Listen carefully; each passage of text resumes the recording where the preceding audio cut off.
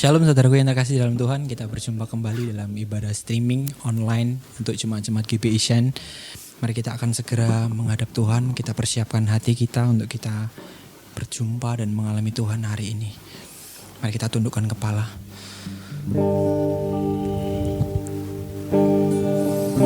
Tuhan, kami sungguh bersyukur ya Tuhan buat kasih-Mu untuk sepanjang kehidupan kami Tuhan. Hingga sampai detik dan saat ini ya Tuhan, kami masih bisa merasakan begitu indah kasih dan pemeliharaan-Mu. Sembunyikan kami di balik salib-Mu ya Tuhan. Bawa kami untuk tetap tenang dan damai di dalam Engkau Tuhan. Untuk tentang segala sesuatu yang terjadi di dalam dunia ini ya Tuhan, dalam kondisi kami ya Tuhan, biarkan kami tetap bersembunyi di balik Engkau Tuhan. Ini anak-anak-Mu Tuhan. Kami mau datang ke hadapan-Mu hari ini Tuhan. Ini kerinduan kami Tuhan.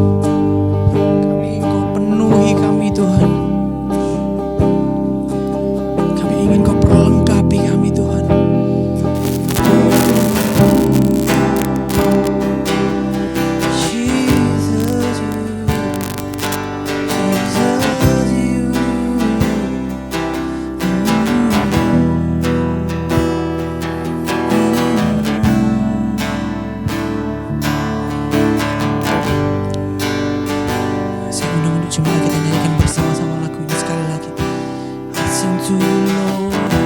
I sing to you, Lord. I sing to you, Lord, a hymn of love for your faithfulness to me. And I'm carrying everlasting arms. You'll never let me go. Sekali lagi, I sing to you, Lord.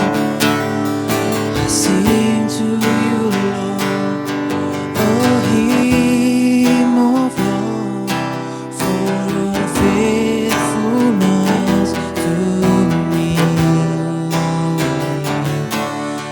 And I'm carrying everlasting arms. You'll never let me go. I sing to you, Lord, a hymn of love for your faithfulness to me. And I'm carrying everlasting arms. You'll never let me go. I'll sing to you, Lord. I'll sing to you, Lord, for your faithfulness to me. And I'm carrying everlasting arms. You'll never let me go. You'll never let me go. You'll never let me go. You'll never let me go. Through it all.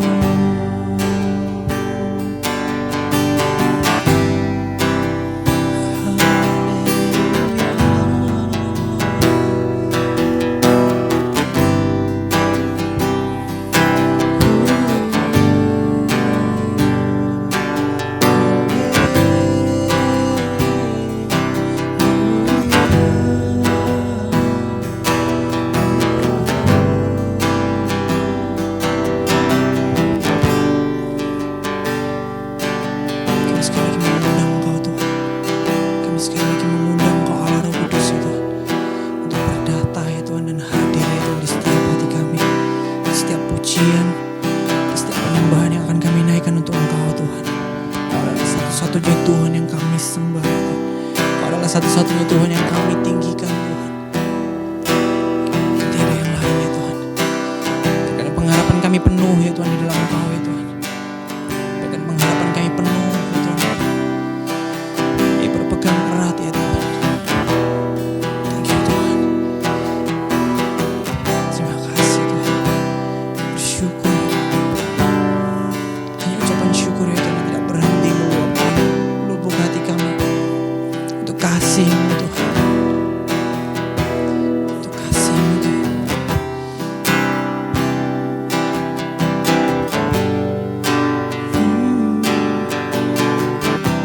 Mari bawa setiap kerinduan dan doamu datang ke hadapannya hari ini.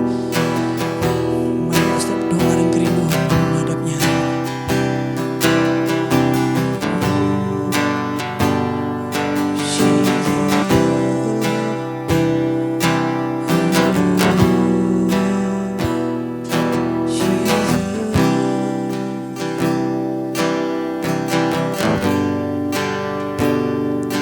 Kami akan segera memulai ibadah hari ini, ya Tuhan. Kami mau siapkan hati kami, ya, yang terbaik, ya Tuhan, untuk menerima setiap bagian yang dapat kami terima hari ini, yang dapat kami dengar, yang dapat kami pelajari, supaya berakar dan tertanam dalam kehidupan kami, Tuhan. Terima kasih, Tuhan. Ini doa dan kerinduan hati kami, Tuhan. Kami naikkan hanya di dalam satu nama, Yesus Kristus. Kami sudah berdoa dan mengucap syukur, Tuhan. Haleluya.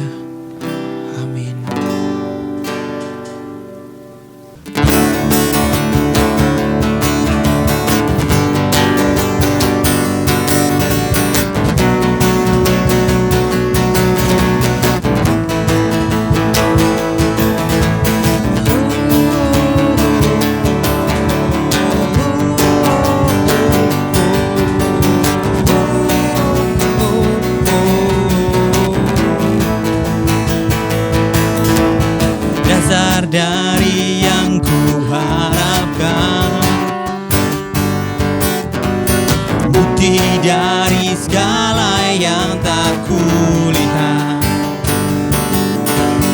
Iman berikan ku kekuatan melakukan perkara yang hebat bersama Roh-Mu. Ku pasti menang. Tinggi namamu dipuji, hormat kemuliaan sorakan Tuhan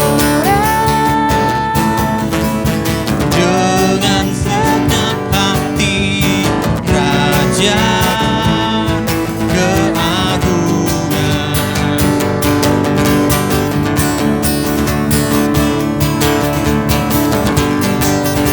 Hanya Kau yang layak ditinggikan Tuhan.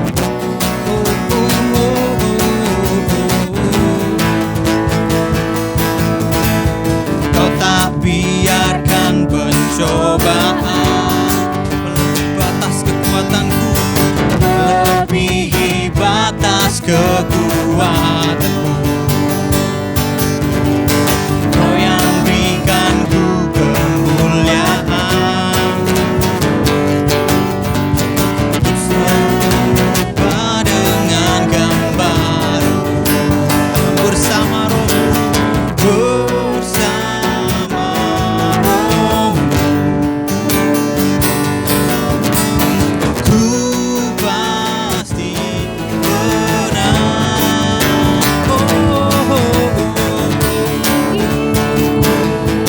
Namamu dipuji, hormat kemuliaan sorakan Tuhan dengan segenap hati, Raja keagungan. Tinggi namamu, namamu dipuji, hormat kemuliaan kami sorakan Tuhan. Dengan segenap hati, Raja keagungan, Raja keagungan, Raja keagungan, Raja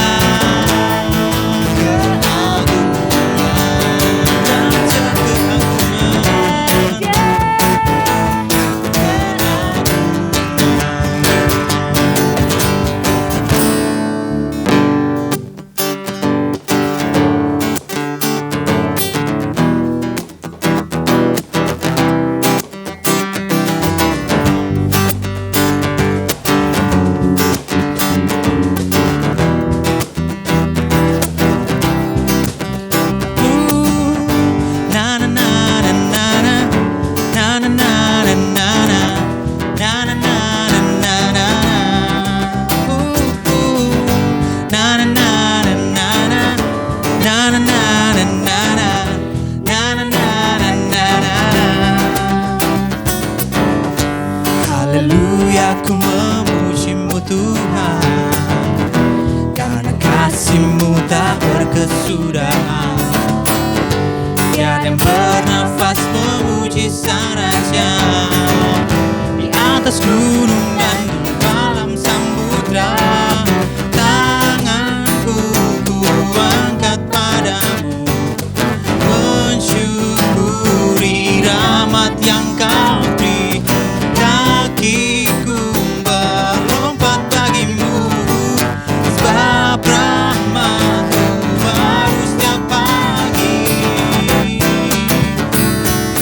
Bersyukurlah kepada Tuhan, sebab Dia baik, sebab Dia baik. Kuasanya untuk selamanya, kasih setianya, kasih setianya. Na na na na na na na na na na na na na na na.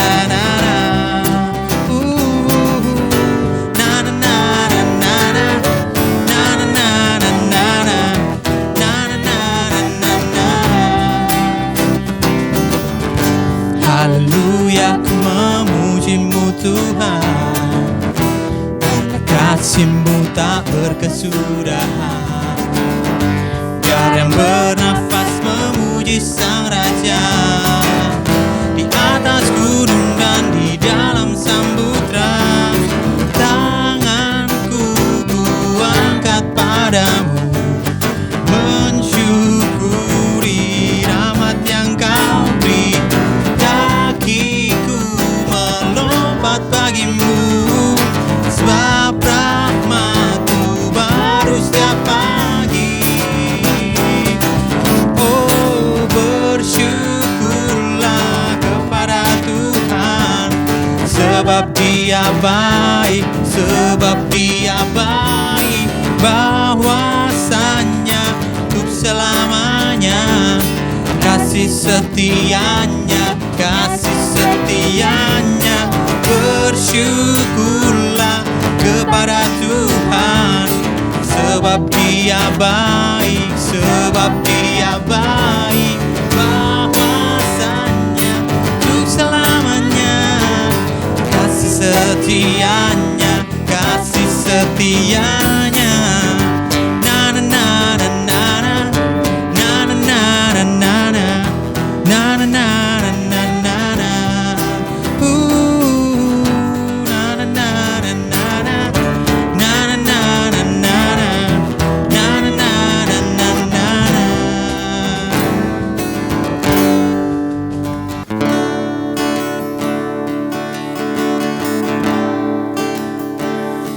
Ini hati kami Tuhan, ini segenap kehidupan kami.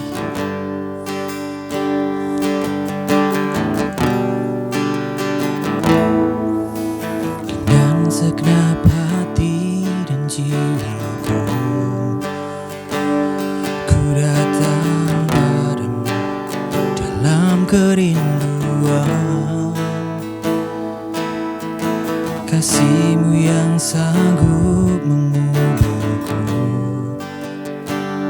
dan menguatkanku dalam pengharapan. Dengan segenap hati dan jiwaku,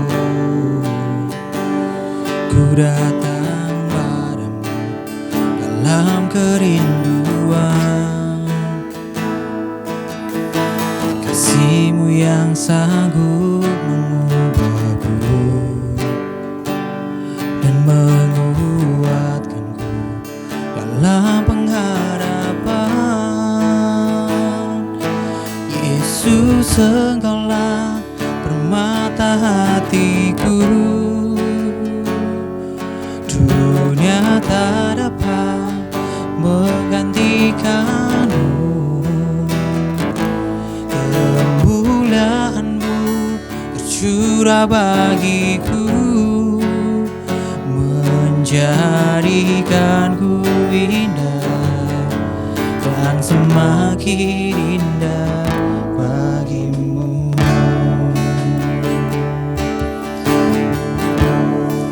Kami datang ke hadapan-Mu Tuhan.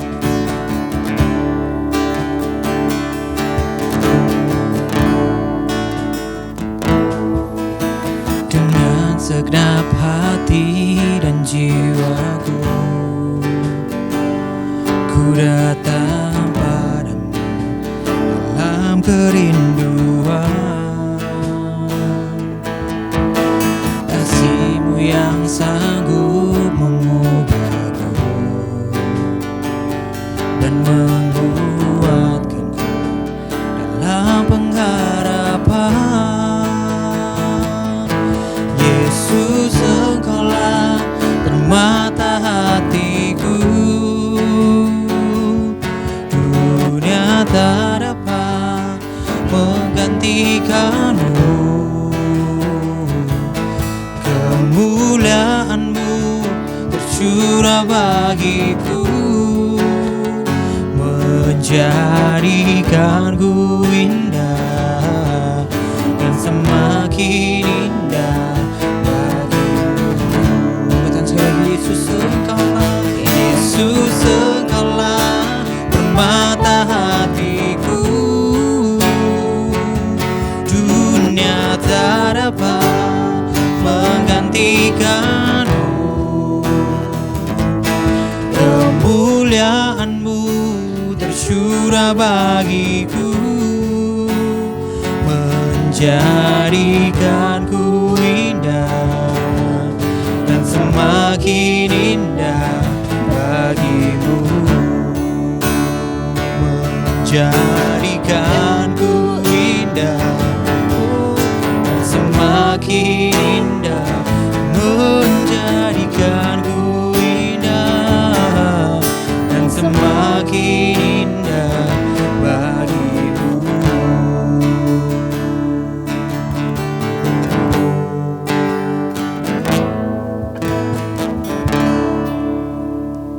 Mari kita satu dalam doa. Bapa, kami bersyukur Tuhan untuk kebaikan Tuhan bagi kami, sehingga kami boleh bisa kembali bersuka cita, memuji, memuliakan Tuhan bersama-sama, baik yang di rumah maupun setiap tim yang telah mempersiapkan. Kiranya Tuhan terus memberkati kami dan berikan kami kepekaan, keteguhan, keberanian untuk menghadapi zaman ini. Bapa, mari bekerja di tengah-tengah kami, nyatakan kuasa-Mu atas kami. Kami mau merenungkan kebenaran firman-Mu. Tuhan memberkati kami, berikan kami hikmat, pengertian Tuhan, sehingga firman yang kami dengarkan bisa menjadi kekuatan baru, sumber kekuatan baru. Firman yang dapat memerdekakan kami dan membawa kami untuk terus bertumbuh dalam pengenalan akan Tuhan yang benar dalam hidup kami, Tuhan. Terima kasih Bapa, mari hamba-Mu yang akan menyampaikan kebenaran firman Tuhan. Tuhan memberkati. Tuhan berikan hikmat-Mu sehingga firman yang disampaikan merupakan isi hati Tuhan yang dapat kami sama-sama merenungkannya, Tuhan. Terima kasih Bapa, di dalam nama Tuhan Yesus, haleluya. Amin. Shalom.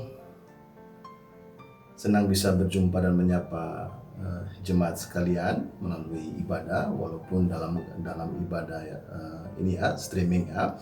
Saya percaya bahwa apapun yang Tuhan izinkan terjadi dalam hidup kita, Tuhan memiliki rencana yang mana kita manusia tidak pernah tahu apa yang menjadi rencananya.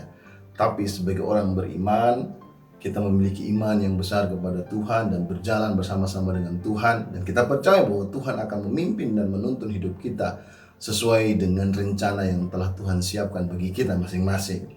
Begitu, biarkan dalam kesempatan ibadah hari ini saya ingin mengajak kita untuk merenungkan firman Tuhan dengan tema hiduplah sebagai seorang beriman.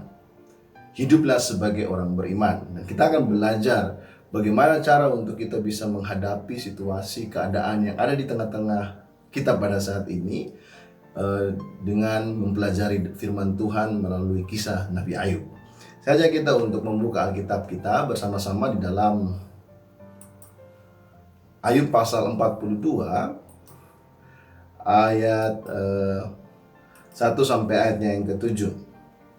Oke, kita akan baca bersama-sama. Saya akan baca ayat yang kita akan baca bersama-sama. 1, 2, 3. Ayub mencabut perkataannya dan menyesalkan diri. Maka jawab Ayub kepada Tuhan, "Aku tahu bahwa Engkau sanggup melakukan segala sesuatu dan tidak ada rencanamu yang gagal. Firman-Mu, siapakah dia yang menyelubungi keputusan tanpa pengetahuan? Itulah sebabnya tanpa pengertian aku telah bercerita tentang hal-hal yang sangat ajaib bagiku dan yang tidak kuketahui.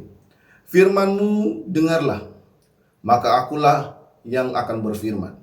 Aku akan menanyai Engkau supaya Engkau memberitahu aku. Hanya dari kata orang saja aku mendengar tentang Engkau, tapi sekarang mataku sendiri melihat memandang Engkau. Oleh sebab itu aku mencabut perkataanku dan menyesal. Aku duduk dalam debu dan abu." Setelah Tuhan mengucapkan firman itu kepada Ayub, maka firman Tuhan kepada Elifas, orang Teman, "Murkaku menyala terhadap engkau dan terhadap kedua sahabatmu, karena kamu tidak berkata benar tentang aku seperti hambaku Ayub." Saudara yang kasih, kisah tentang Nabi Ayub merupakan sebuah kisah yang sangat terkenal, yang kita selalu mempelajarinya, bahkan mungkin dari zaman kita masih sekolah minggu. Kita tahu siapa Ayub, kita tahu dalam Alkitab tercatat orang-orang saleh, orang-orang yang cukup terkenal, dan orang-orang yang saleh yang hidup sebagai perkenanan Tuhan, yang diberikan kesempatan untuk bisa dicobai iblis untuk melihat kesalehannya. Ayub adalah orang yang tidak bercacat, orang benar, dan dia sangat menghormati Allah. Bahkan ketaatan dia dan ketidakbercacatannya Ayub, kemudian kebenaran Ayub dan menghormati Allah sampai kepada telinga bangsa-bangsa. Makanya iblis ketika datang di hadapan Allah, Tuhan bertanya, apakah kamu sudah bertemu dengan Ayub, hambaku yang setia? Nah, akhirnya iblis berkata, coba engkau izinkan saja aku untuk datang mencobai dia. Maka Tuhan akan melihat bahwa Ayub pun akan meninggalkan Tuhan. Tetapi apa yang Tuhan katakan, silakan. Tapi jangan sentuh nyawanya. Saudara yang kekasih, kita tahu bahwa peristiwa Ayub adalah peristiwa yang menjadi sebuah kesaksian besar bahwa orang percaya pun hidup dalam penderitaan. Apa yang ditimpakan kepada Ayub, apa yang dialami oleh Ayub, penderitaan yang Tuhan izinkan terjadi dalam dirinya, merupakan sebuah peristiwa yang sungguh besar. Dia kehilangan anak-anaknya, dia kehilangan harta bendanya, bahkan istrinya mengutuki dia dan pergi meninggalkan dia. Tapi Ayub punya teman-teman, orang yang sangat mengasihi Ayub dan memperhatikan Ayub, sehingga akhirnya ketika mendengar apa yang terjadi pada diri Ayub, mereka pun datang. Ada Elifas, ada Bildad, ada Zofar yang memberikan hikmat dan nasihat, tapi dengan gagasan yang berbeda. Mereka percaya bahwa orang benar pasti bijaksana, dan mereka yang bijaksana pasti akan sukses, akan diberkati hidupnya. Justru sebaliknya, mereka percaya bahwa orang yang jahat, orang bodoh pasti akan mengalami bencana dan penghukuman. Sehingga ketika melihat Ayub, apa yang terjadi pada Ayub, mereka pun menyalahkan Ayub dan mengatakan bahwa mungkin saja Ayub memiliki kesalahan dan dosa di hadapan Tuhan, sehingga dia mengalami malapetaka ini dalam hidupnya. Tetapi pendapat Ayub berbeda. Ketika kita merenungkan, membaca kitab Ayub, kita tahu bahwa Ayub merasa bahwa dia bukan orang, dia tidak melakukan kesalahan. Dia merasa bahwa dia tidak bersalah, sehingga penderitaannya bukan hukuman dari Tuhan. Apa yang dia alami itu bukan sebuah penghukuman ilahi yang harus ditimpakan kepada dia. Dan kita tahu bahwa akhirnya pun Ayub menaikkan gugatan kepada Tuhan, gitu ya. Dia menuduh Tuhan bahwa Allah tidak menjalankan dunia dengan adil. Allah menjalankan dunia dengan tidak adil. Allah tidak adil, bahkan dituduhlah Ayub kepada Tuhan. Penderitaan yang dia alami dalam kehidupannya membuat dia meragukan Tuhan, dan dia bertanya-tanya terhadap Tuhan.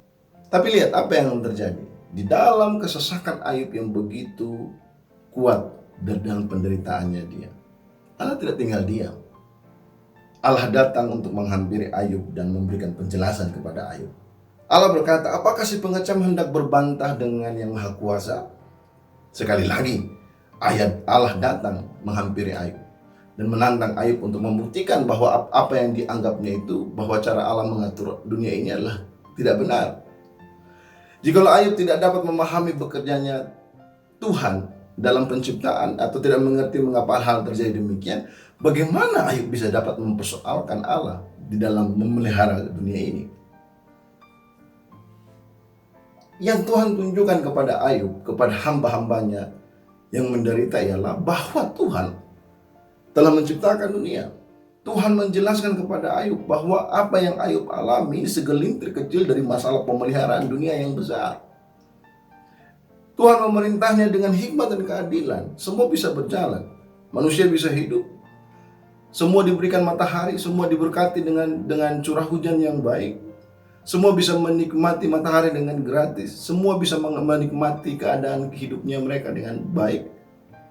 Sumber daya alam yang manusia bisa nikmati dengan baik, siapa yang menyediakan itu? Tuhan yang menyediakan. Sehingga Tuhan berbicara tentang proses penciptaan, dan juga Tuhan berbicara tentang pemeliharaan yang Tuhan berikan kepada makhluk hidup yang ada dalam dunia kepada Ayub. Artinya musibah yang menimpa Ayub tidak berarti bahwa Allah tidak mengasihi hambanya yang setia itu. Ini menarik untuk kita renungkan dalam kehidupan kita. Mengapa demikian? Sebab apa yang terjadi pada dunia saat ini, banyak orang berspekulasi tentang keadaan ini. Di mana Tuhan dalam pandemi ini? Di mana Tuhan di dalam keadaan ketika keluarga kita direnggut melalui virus ini? Ada yang mulai menyalahkan satu dengan yang lain. Ada yang mau menunjukkan kebesaran imannya. Ada yang mempertanyakan kebesaran imannya. Semua menjadi chaos. Saya melihat peristiwa ini sama seperti peristiwa yang terjadi pada Ayub. Apa yang dialami Ayub, penderitaan yang dialami Ayub, terjadi chaos antara Ayub dan sahabat-sahabatnya. Dan bukan hanya cuma sahabat-sahabatnya, tapi juga dengan istrinya, dengan orang yang paling dekat, orang yang menemani dia dalam kehidupannya pun. Terjadi konflik hebat, saling menyalahkan, saling menuduh. Bahkan yang paling parah pun meragukan Tuhan. Itu yang terjadi. Dunia lagi bertanya-tanya kenapa kita mengalami kondisi ini. Apa yang menjadi maksud Tuhan sehingga ini terjadi dalam kehidupan kita? Apakah Tuhan tidak adil? Apakah Tuhan menjalankan dunia ini dengan tidak benar? Saudaraku yang terkasih, mari kita sama-sama belajar dari kisah Ayub. Yang akhirnya kita tahu Ayub pun bertobat dan mencabut semua apa yang dinyatakannya. Ketika Tuhan menyatakan bahwa apa yang dialami Ayub adalah hal kecil dibanding dengan pemeliharaan Tuhan yang begitu hebatnya atas dunia ini.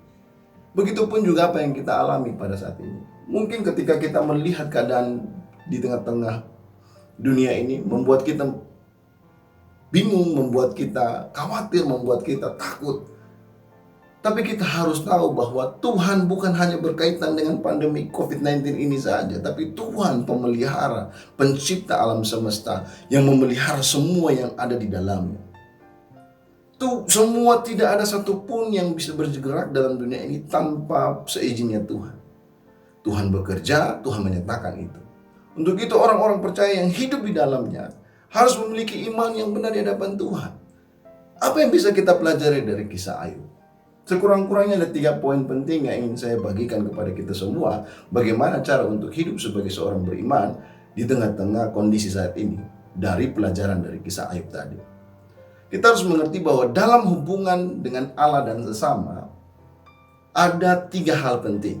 Yaitu yang pertama adalah kepekaan.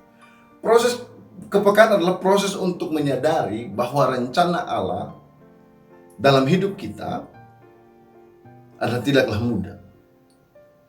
Beberapa hal bisa saja terjadi. Dan ketika kita tidak peka terhadap pimpinan Tuhan, tidak sensitif terhadap pimpinan Tuhan, maka justru akan menjerumuskan kita kepada hal-hal yang tidak baik. Kita lihat apa yang terjadi pada Ayub. Terjadi kesalahpahaman ketika dia tidak peka terhadap rencana Tuhan dalam hidupnya. Begitu juga dengan Elifaz, Bildad dan Sofar, bahkan juga kepada istrinya Ayub. Mereka yang tidak peka terhadap pimpinan Tuhan, tidak peka terhadap rencana Tuhan, tidak peka terhadap jalan pikirannya Tuhan, yang terjadi adalah kesalahpahaman. Semua hidup dengan asumsi. Ayub merasa dia benar di hadapan Tuhan. Dia mengenal Tuhan. Dan dia tahu apa yang Tuhan kerjakan, sehingga dia berani-beraninya mengatakan bahwa Tuhan tidak benar menjalankan dunia ini.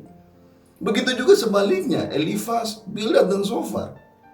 Mereka merasa bahwa mereka mengerti Tuhan, mengetahui Tuhan. Sehingga akhirnya mereka menyalahkan Ayub atas apa yang terjadi dalam kehidupan Ayub, penderitaan yang dia alami. Tapi pada faktanya adalah mereka semua salah paham. Ketidakpekaan yang mereka punyai dalam hubungan antara mereka bersama-sama sebagai orang percaya maupun orang yang dengan Allah, terjadinya kesalahpahaman di situ. Kemudian ada rasa curiga. Ketika kita tidak memiliki kepekaan yang kuat, ada rasa curiga akan muncul di tengah-tengah hubungan itu. Ayub mencurigai Tuhan, bahwa Tuhan tidak adil menjalankan dunia ini. Dengan melihat situasi yang dia alami, Ayub curiga terhadap Tuhan. Tuhan yang menciptakan dia, memelihara dia, melindungi dia, memberkati dia. Dia curiga. Karena ada ketidakpekaan di situ. Ketidakpekaan pun juga bisa menimbulkan berdiam diri. dan memasang jarak satu dengan yang lain.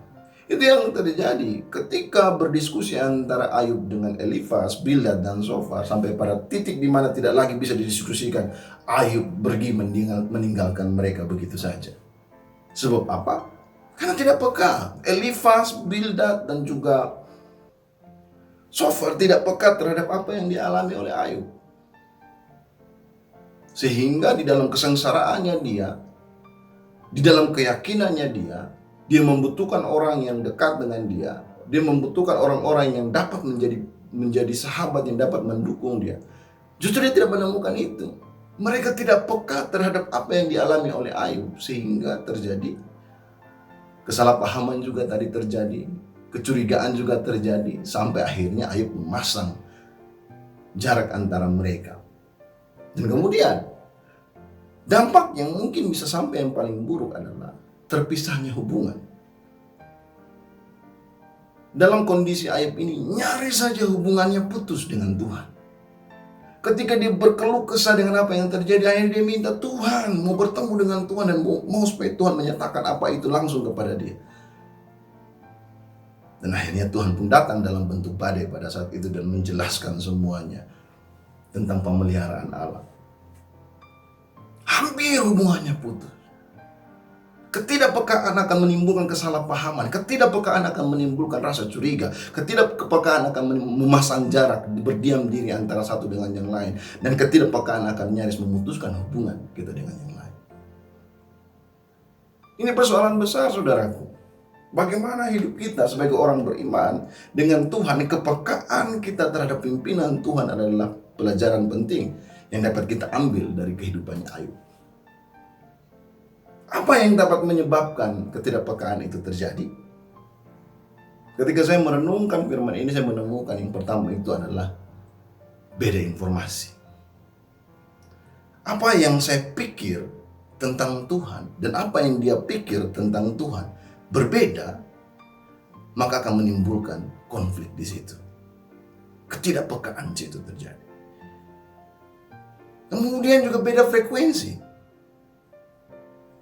Apa yang terjadi antara Tuhan dan Ayub, Bildad, Zofar, Elifaz adalah beda frekuensi. Tuhan punya frekuensi yang berbeda. Mereka berempat punya frekuensi yang berbeda. Sehingga akhirnya tidak bertemu. Tuhan frekuensinya FM, mereka berempat frekuensinya mungkin AM ya, atau apa, saya kurang tahu tentang masalah frekuensi radio. Tapi itu yang terjadi, sehingga tidak connect apa yang Tuhan mau, Tuhan rancangkan.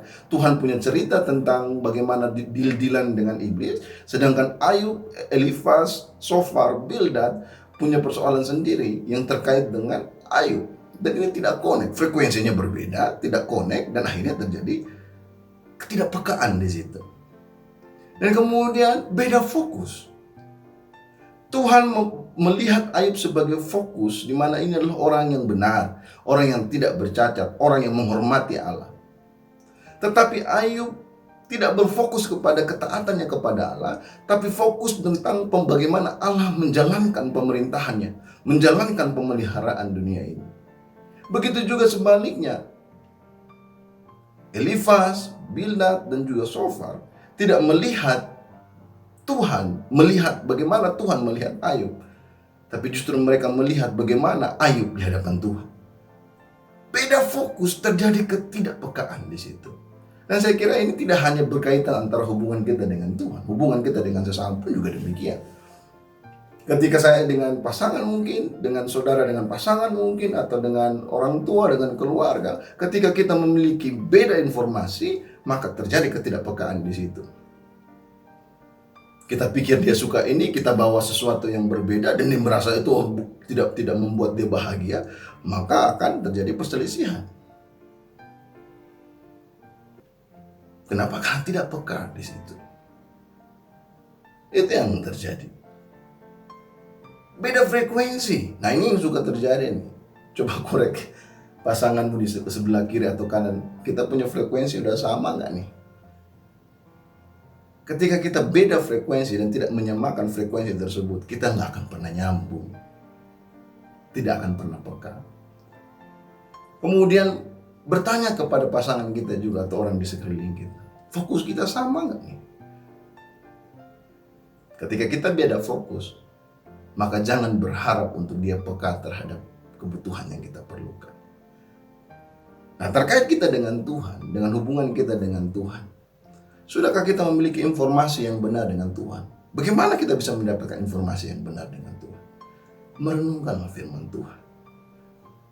Untuk itulah pemazmur berkata bahwa berbahagialah orang-orang yang merenungkan Taurat Tuhan siang dan malam, akan sama seperti pohon yang ditanam di tepi alam sungai yang akan berbuah pada musim.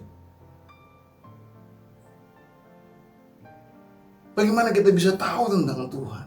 Apa yang Tuhan inginkan? Apa yang Tuhan mau dalam hidup kita?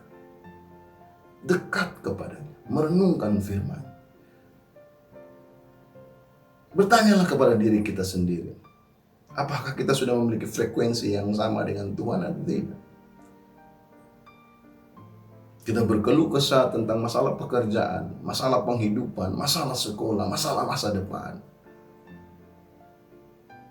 Apakah kita sudah memiliki frekuensi sehingga kita bisa peka terhadap pimpinan Tuhan dalam hidup kita? Kemudian, apakah kita sudah memiliki fokus yang sama dengan Tuhan? Tidak. Apakah kita menjadi orang percaya, orang beriman, fokus kita adalah kepada Tuhan atau tidak? Terhadap rencana Tuhan atau tidak? Terhadap panggilan Tuhan dalam hidup kita atau tidak? Ketika kita tidak memiliki informasi yang sama, frekuensi yang sama, fokus yang sama, maka kita pun juga tidak akan bisa peka terhadap pimpinan Tuhan dalam hidup kita. Nah, hal yang kedua yang dapat kita pelajari dari persoalan Ayub ini dalam hubungan dengan Allah dan sesama adalah ketaatan, saudara. Kepekaan tidak ada gunanya jika kita tidak menindaklanjutinya dengan langkah konkret. Dan langkah konkret itu adalah ketaatan. Ketaatan itu dapat dilihat di dalam ibadah. Bagaimana kita dengan Tuhan? Dalam kondisi yang saat ini kita alami, harus beribadah di rumah, harus beribadah di dalam keadaan yang sulit, terancam dengan pekerjaan, penghasilan berkurang, situasi yang semakin menghimpit. Justru disinilah kita bisa melihat apakah kita taat di hadapan Tuhan tidak. Apakah kita sudah peka di hadapan Tuhan?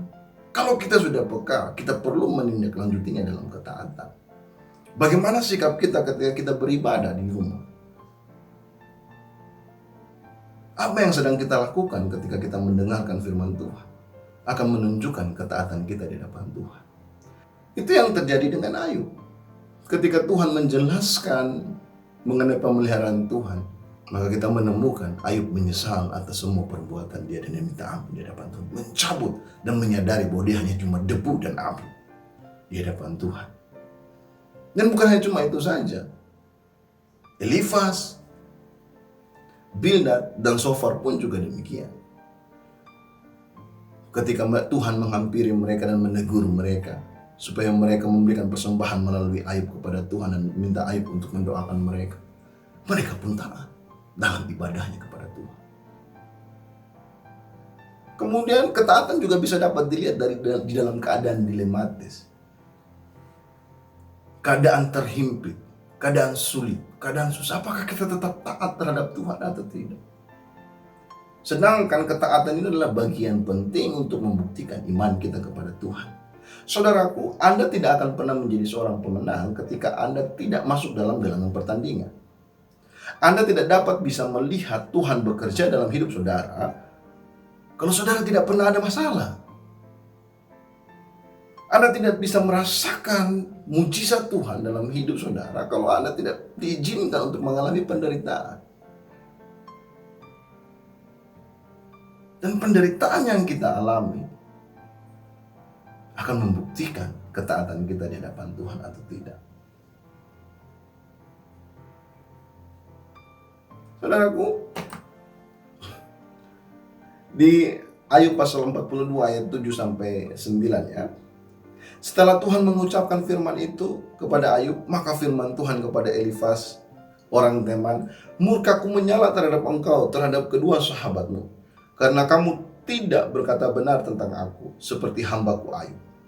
Oleh sebab itu, ambillah 7 ekor lembu jantan dan 7 ekor domba jantan dan pergilah kepada hambaku Ayub. Lalu persembahkanlah semuanya itu sebagai korban bakaran untuk dirimu, dan baiklah hambaku Ayub meminta doa untuk kamu, karena hanya permintaannya lah yang akan kuterima, supaya aku tidak mendapatkan aniaya, supaya aku tidak melakukan aniaya terhadap kamu, sebab kamu tidak berkata benar tentang aku seperti hambaku Ayub. Maka pergilah Elifas orang Teman, Bildad orang Suah, dan Sofar orang Naamah. Lalu kita melakukan seperti apa yang difirmankan Tuhan kepada kita, dan Tuhan menerima permintaan Ayub. Itu yang terjadi, saudara. Perhatikan ini. Ketaatan lahir dari rasa hormat. Ketika Tuhan datang menyatakan dirinya kepada Ayub, menyatakan dirinya kepada Elifas, Bildad, dan Sofar. Di ayat awal tadi, di awal-awal tadi firman Tuhan tadi, kita menemukan bahwa Ayub adalah seorang yang tidak bercacat di hadapan Tuhan, seorang yang benar, dan seorang yang menghormati Tuhan. Ketika Tuhan datang menghampiri dia, semua keluh kesahnya, keraguannya berubah menjadi ketaatan, tunduk di hadapan Tuhan. Ketaatan hanya lahir dari rasa hormat kepada Tuhan. Selama kita tidak memiliki rasa hormat yang besar kepada Tuhan, kita tidak akan menunjukkan ketaatan kita kepada Tuhan. Kemudian ketaatan juga lahir dari iman percaya kita kepadanya. Kita melakukan segala sesuatu sesuai dengan tuntunan Tuhan karena kita percaya Tuhan memimpin kita, menuntun kita.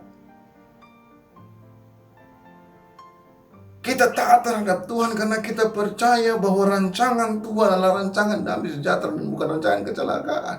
Kita percaya kepada pribadinya. Dan ketika kita percaya kepada pribadinya, kita taat terhadap proses yang Tuhan berikan dalam hidup kita. Saat ini ketika dunia harus mengalami pandemi ini, kita hanya punya tugas tanggung jawab taat kepada Tuhan. Karena kita percaya kepada Tuhan. Karena kita menghormati Tuhan. Dan poin yang ketiga yang dapat kita pelajari dari kisah Ayub ini adalah Tuhan bekerja melalui komunitas juga. Perhatikan ayat 9. Maka pergilah Elifas orang Teman, Bildad orang Suah, dan Sofar orang Naamah. Lalu kita melakukan seperti apa yang difirmankan Tuhan kepada kita, dan Tuhan menerima permintaan Ayub. Mengapa Elifas, Bildad, Sofar harus pergi kepada Ayub untuk menaikkan korban bakaran kepada Tuhan dan terjadi pemulihan? Karena Tuhan mau bukan hanya persoalan antara mereka dengan Tuhan selesai, tapi persoalan antara Elifas, Bildad, Sofar dengan Ayub pun juga selesai. Mereka ada konflik yang terjadi antara mereka. Hubungan dengan Allah harus selesai, hubungan dengan sesama pun juga harus selesai. Untuk itu, komunitas orang percaya adalah peran penting di mana Tuhan bekerja di tengah-tengahnya. Kita harus paham juga bahwa kita adalah gereja. Dimanapun kita berada, kita adalah orang percaya, orang-orang yang dipanggil keluar, orang-orang yang telah diselamatkan. Dan orang-orang yang dipanggil keluar, diselamatkan ini menjadi komunitas-komunitas orang percaya yang diciptakan dan dibangun oleh Allah sendiri. Allah yang memanggil kita sendiri, saya, saudara, Tuhan yang memanggil, Tuhan yang menyelamatkan. Dan pusatnya sama, Yesus Kristus Tuhan kita. Kita dipanggil dari berbagai macam suku. Saya dari timur, istri saya dari Sunda, dari Garut.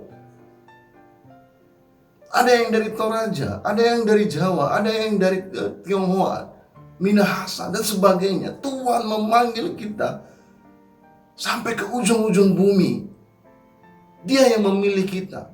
Tidak memandang warna kulit, tidak memandang warna mata, tidak memandang rambut keriting, rambut lurus, mata sipit, mata bolong, mata bulat.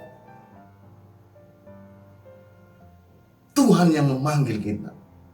Dipanggil dari suku bermacam-macam dan juga status yang bermacam-macam.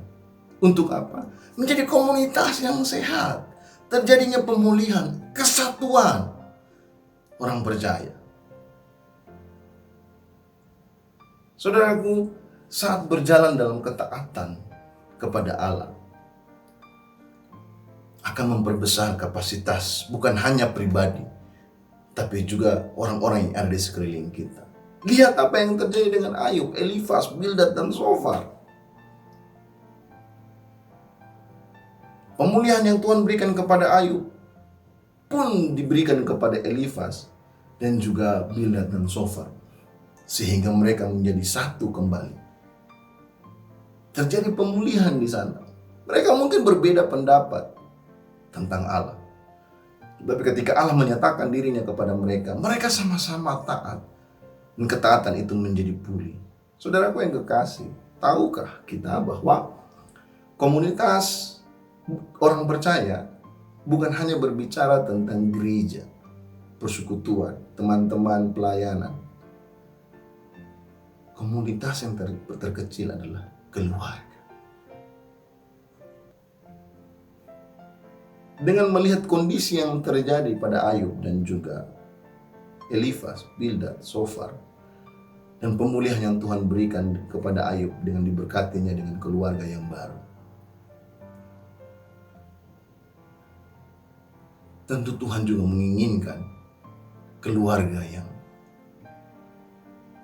bersatu.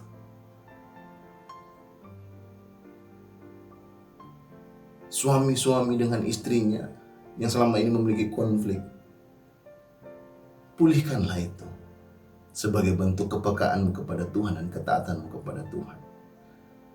Orang tua kepada anak yang selama ini memiliki konflik, belajarlah dari Ayub. Hiduplah sebagai seorang beriman. Pemulihan hubunganmu dengan Tuhan, Tuhan mengendaki terjadi pemulihan juga antara kamu dan anak-anakmu.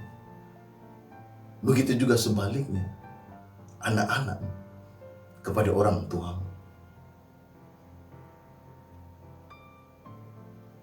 Tuhan menginginkan kesatuan di dalam komunitas orang percaya. Begitu, mari kita belajar bersama-sama dengan situasi yang kita alami pada saat ini. Hiduplah sebagai seorang beriman. Dengan pelajaran yang kita dapat petik dari Ayub, maka kita dapat menemukan sebagai seorang yang beriman, kita akan hidup dalam kepekaan kepada Tuhan. Bagaimana caranya membangun kepekaan? Satukan informasi, satukan frekuensi, satukan fokus dengan Tuhan dan dengan sesamamu. Kemudian yang kedua adalah ketaatan. Ketaatan hanya dapat dibangun melalui dua cara. Hormat kepada Tuhan dan juga percaya penuh kepada Tuhan. Dengan demikian, kita semua orang percaya yang dipanggil, Tuhan mengendaki satu, terjadi pemulihan, menjadi gereja Tuhan, menjadi komunitas orang percaya yang saling mendukung, bersatu di tengah-tengah kondisi saat ini. Berhentilah saling menyalahkan, menghakimi, melukai. Sebab yang Tuhan inginkan adalah kesatuan, pemulihan. Sebagaimana pemulihan kita yang berdosa dengan Tuhan dipulihkan, begitu pula pemulihan antara kita dengan sesama. Dan dimulailah dari keluarga. Mari kita satu di dalam doa. Bapa, kami bersyukur untuk anugerah Tuhan yang melimpah dalam hidup kami, Tuhan. Biarkan apa yang kami pelajari melalui kisahnya Ayub ini, Tuhan, kami bisa hidup di dalamnya dengan benar, Berikan kami kepekaan terhadap Tuhan. Satukan informasi. Berikan kami kemauan untuk merenungkan firman-Mu sehingga kami benar-benar mengenal Engkau Tuhan. Berikan kami kepekaan-Mu Tuhan sehingga kami bisa memiliki frekuensi yang sama dengan Tuhan. Dan fokus yang sama dengan Tuhan. Kami berdoa Tuhan, ajar kami Tuhan memiliki rasa hormat kepada Tuhan dan percaya kepada Tuhan sehingga kami bisa memiliki ketaatan kepada Tuhan. Kenapa berdoa juga Tuhan bagi pada saat ini Tuhan. Kami yang memiliki konflik antara keluarga dalam keluarga. Suami istri, orang tua dan anak, anak dan orang tua. Biarkan melalui renungan hari ini Tuhan, firman Tuhan hari ini kami belajar Tuhan untuk terjadinya pemulihan. Terjadi Tuhan di tengah-tengah kami, keluarga kami. Kami yang terluka Tuhan jamah, pulihkan, sembuhkan. Kami yang terhakimi, tertuduh, Tuhan pulihkan, Tuhan jamah. Sama seperti pemulihan yang terjadi di antara Ayub, Elifas, Bildad, dan Sofar.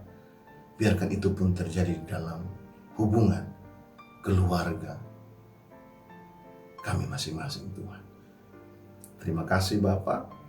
Hamba percaya Tuhan bekerja menguatkan kami, memberikan kepekaan, memimpin kami dalam ketaatan, dan memulihkan setiap hubungan kami Tuhan. Terima kasih Bapa. Di dalam nama Tuhan Yesus, haleluya. Amin.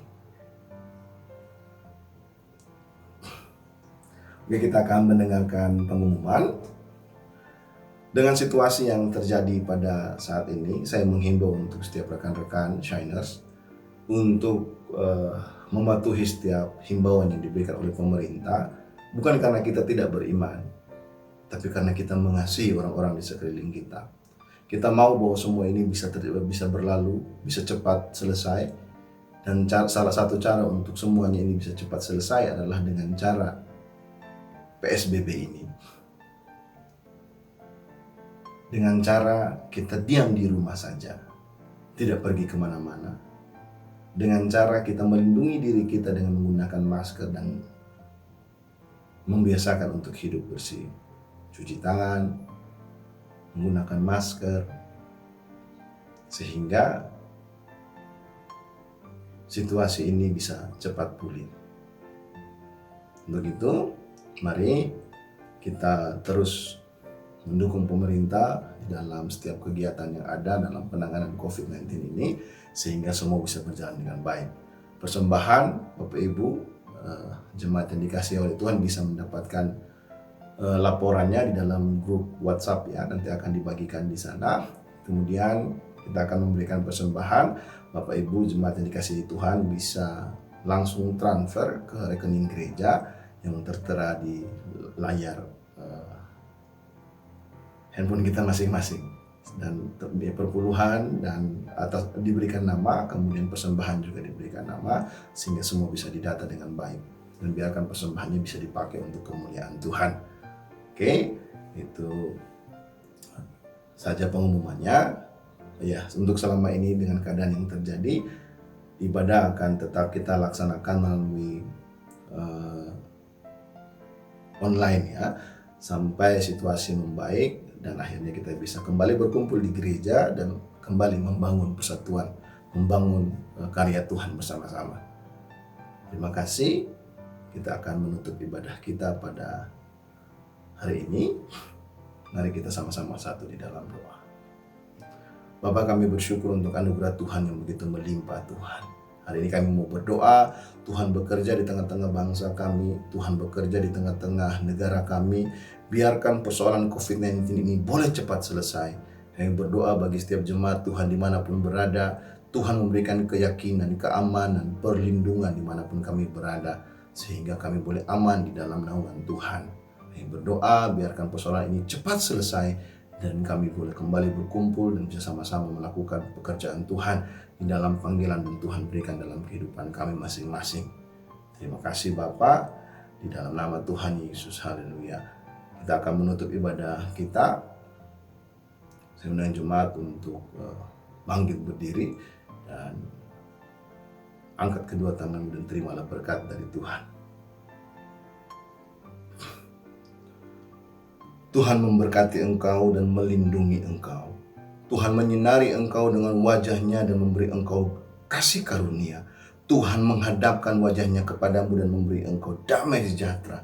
Dan ketahuilah bahwa berkat dari Allah Bapa, kasih karunia dalam Kristus Yesus Tuhan kita, dan persekutuan yang indah bersama-sama dengan Roh Kudus akan menyertai kita pada hari ini sampai kedatangan Tuhan yang kedua kali. Dan kami akan menutup ibadah kami pada hari ini dengan doa yang telah Tuhan ajarkan kepada kami. Bapa kami yang di surga, dikuduskanlah namamu, datanglah kerajaanmu, jadilah kehendak-Mu di bumi seperti di surga. Berikanlah kami pada hari ini makanan kami yang secukupnya, dan ampunilah kami akan kesalahan kami seperti kami juga mengampuni orang yang bersalah kepada kami. Dan janganlah membawa kami ke dalam pencobaan, tetapi lepaskanlah kami daripada yang jahat, karena Engkaulah yang punya kerajaan, kuasa, dan kemuliaan sampai selama-lamanya. Amin. Silakan ambil waktu teduh di hadapan Tuhan. Selamat hari Minggu. Tuhan Yesus memberkati.